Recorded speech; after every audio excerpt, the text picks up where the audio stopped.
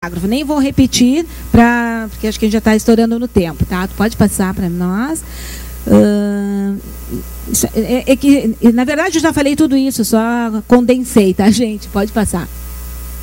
Tá, pode passar. Pode ir. Tá, agora só as duas questões de argumentar, dissertar e descrever. Argumentar, se a questão for a seguinte: argumente sobre o seguinte assunto, vocês vão apresentar fatos, ideias, razões lógicas ou provas que ratifiquem, ou seja, reforcem uma afirmação, não retificar. Retificar é diferente. Ratifiquem, reforçar a afirmação. Então, isso é um texto argumentativo. Eu preciso apresentar ideias. E eu vou apresentar a ideia e vou argumentar o porquê da apresentação ou da sustentação da minha ideia. Tá? Isso é um texto argumentativo. Pode passar. Pode passar.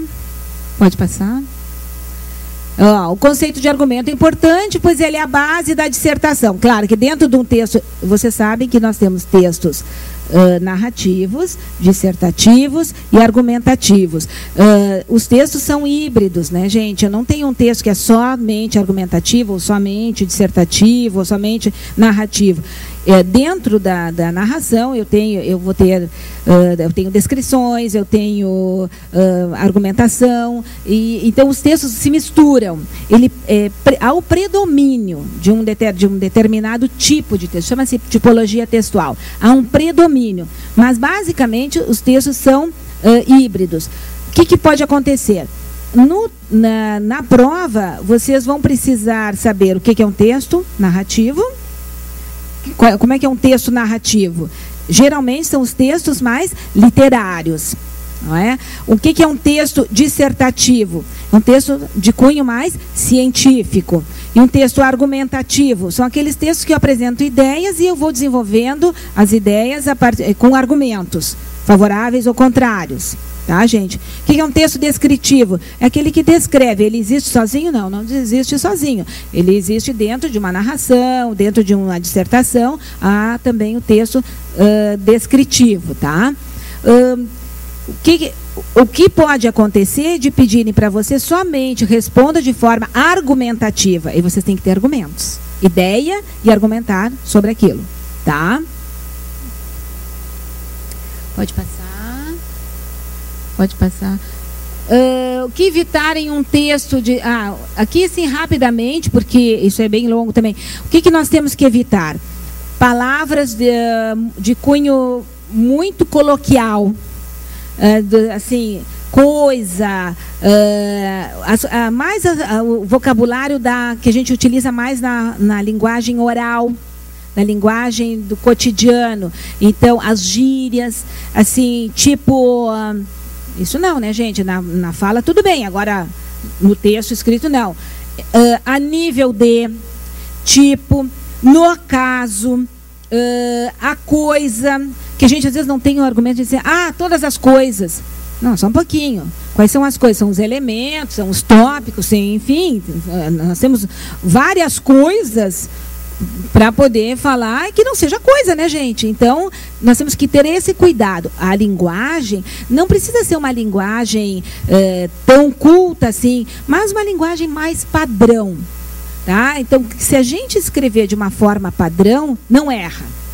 Se utilizarem uma gíria, porque naquele caso ali é necessário, coloquem entre aspas, para que o avaliador observe que vocês sabem que estão usando a gíria de uma forma proposital. Olha, eu coloquei a gíria aqui porque é necessário. Então, entre aspas. Se não, se escreve assim, corrido, o avaliador ele vai inferir que vocês não têm um domínio da língua padrão. Tá? Então, isso é bem importante também.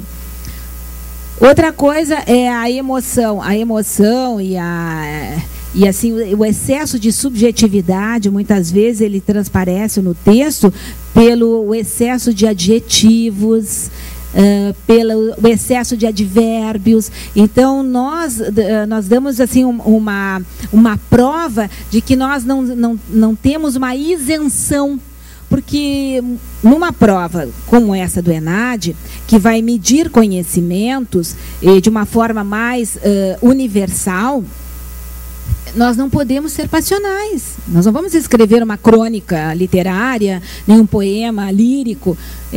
Nós vamos responder.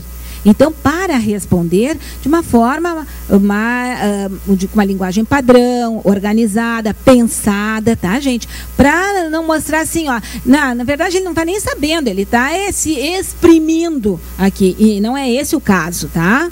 Para essa expressão excessiva, emotiva, a gente escreve poemas, então entra num concurso de poemas, que é muito melhor, mais adequado. Agora, prova do ENAD não é isso, tá? Outra coisa, evite o uso de etc. e jamais abrevie palavras. A gente às vezes não tem muito recurso, ele diz assim, vai falar sobre alguma coisa, etc. Nossa, tem gente que usa demais, etc. Então, para não ter dúvida, não use nenhum. Não usem. Fale o que tem que falar, escreva o que tem que escrever e não use etc. Outra coisa, abreviar. A gente tem um mau hábito hoje de abreviar por causa da internet, da comunicação virtual. Na verdade, é a comunicação virtual que nos propicia essa outra linguagem. É errado? Não tem nada de errado. Só que, para escrever, e principalmente num exame do ENAD, nós precisamos escrever por extenso.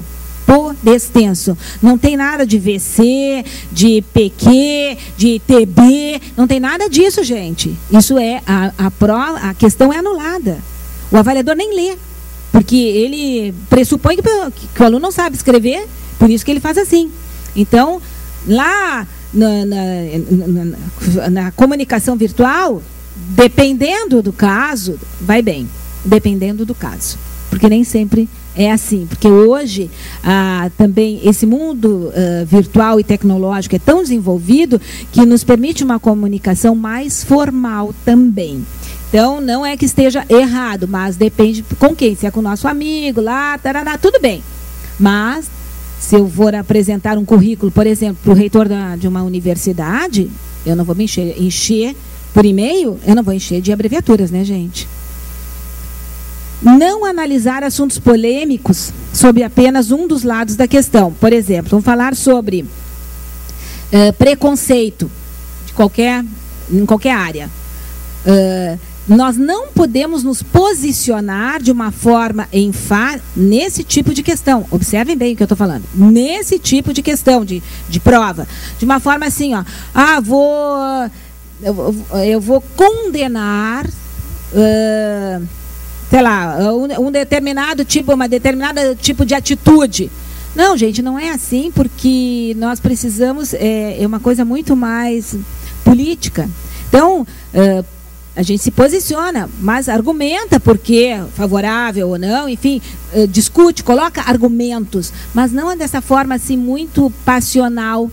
Porque esse excesso de emoção, muitas vezes, ele nos prejudica na resposta, porque o avaliador não consegue nem medir o conhecimento, muitas vezes, por aquele tipo de resposta. Tá? Tem que cuidar isso, tá, gente? Agora, a anterior. Aquela dos quadrinhos. Um exemplo de questão... da prova, assim, as provas geralmente elas são ilustradas e elas fazem relações na língua, com a literatura, com as artes em geral, com as várias formas midiáticas de comunicação. Então, quadrinhos, charge tem caído bastante. Tem um cunho político e ideológico. Ideológico no sentido de ideias. Todas essas novas mídias, esses textos midiáticos, imagéticos, eles são carregados de uma linguagem mais cotidiana, mais coloquial, falam dos fatos do dia a dia, E tem uma carga ideológica bastante forte, ideológico no sentido de ideias de política, de educação, filosóficas, religiosas, enfim, ideias, tá, gente?